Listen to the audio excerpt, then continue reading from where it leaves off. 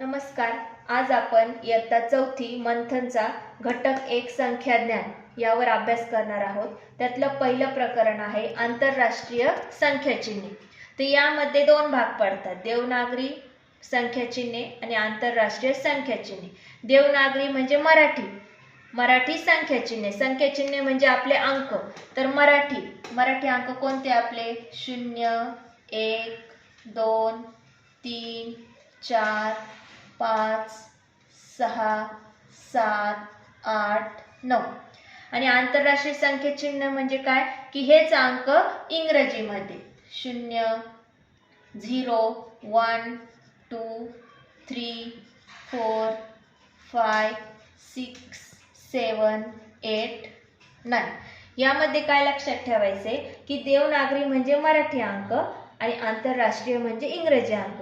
आता बाकीचे अंक समजण्यास सोपे, पण शून्यामध्ये थोडा बदल आहे. कसा लक्षात घ्यायचा? तर देवनागरीमध्ये 0 हा गोल आहे आणि आंतरराष्ट्रीयमध्ये थोडासा लंबवर्तुळाकार आहे. हा यामध्ये थोडा बदल आहे, मुलांना लवकर लक्षात येत नाही, तर शून्यामध्ये हा बदल त्यांनी लक्षात घ्यायचा आहे. आता मंथनला यावर प्रश्न येतात परीक्षेमध्ये. तर आपण पहिला प्रश्न बघूया. 68,754 ही संख्या आंतरराष्ट्रीय संख्या चिन्हात कशी लिहाल? आता हे मराठी दिलंय म्हणजे देवनागरी दिले आणि त्यांनी आंतरराष्ट्रीय संख्या चिन्ह म्हणजे इंग्रजीत कसे लिहायचे ते विचारलेलं आहे. तर याचं स्थान सुद्धा बदलायचं नाही. एकक, दशक, शतक, हजार, 10,000 ज्या स्थानावर जो अंक आहे तो तिथंच पाहिजे. तर चला आपण उत्तर बघूया. आता इथं 6 आहे, इथं 5 आहे म्हणजे हे चुकलंय. इथं 6 आहे, इथं 6 आहे. 8 आहे, 8 आहे. 7, 5 तर हे चुकलेलं आहे. इथं 6 आहे, 8, 5 हे सुद्धा चुकलेलं आहे. शेवटची बघूया. 6, 8, 7, 5, 4. बघा हे मराठी अंक आणि हे त्याचं झालेलं आंतरराष्ट्रीय संख्या चिन्ह म्हणजे इंग्रजी अंक. तर याचा पहिल्या प्रश्नाचा पर्याय क्रमांक किती आहे?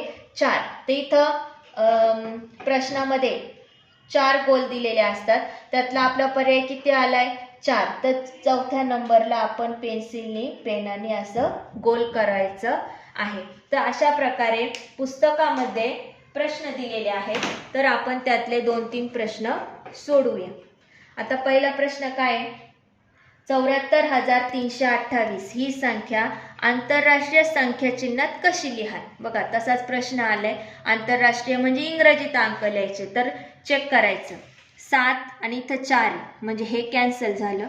7, 4, 3, 2, 8 हे बघा हे मराठी आणि हे त्याचं आंतरराष्ट्रीय म्हणजे इंग्रजी, म्हणजे हा पर्याय आपल्याला इथं मिळालेला आहे. तर आपण इथं 2 नंबरच्या पर्यायाला गोल करायचंय. गोल रंगवताना बाहेर जाऊन द्यायचा नाही. आता त्यानंतर बघूया आपण इथं काय दिलंय. खालीलपैकी देवनागरी व आंतरराष्ट्रीय संख्या चिन्हात लिहिलेली अयोग्य जोडी कोणती? बघा प्रश्न नीट वाचायचा. अयोग्य जोडी म्हणजे चुकीची कोणती? तर देवनागरी आणि आंतरराष्ट्रीय संख्या लिहिलेली अयोग्य जोडी कोणती? चला आपण बघूया. इथं अंक बघायचा. 7, 7, 7, 7, 4, 4, 0, 0, 7, 7 म्हणजे इथं हे देवनागरी आणि हे आंतरराष्ट्रीय बरोबर आहे. आपल्याला सांगितले अयोग्य म्हणजे चुकीची शोधायची आहे. 1, 1, 2, 2, 0, 0, 5, 5, 0, 0 ही सुद्धा बरोबर आहे. 6, 6, 4, 8 बघा इथं 4 आहे तर इथं 8 आहे म्हणजे ही चुकलेली आहे. नंतर 1, 7 ही सुद्धा इथं चुकलेली आहे. अयोग्य म्हणजे चुकीच्या शोधायच्या आहेत. तर यामध्ये क आणि ड हे 2 पर्याय आलेले आहेत. मग इथं काय दिले? फक्त क आणि ड म्हणजे हा पर्याय आपला बरोबर आहे.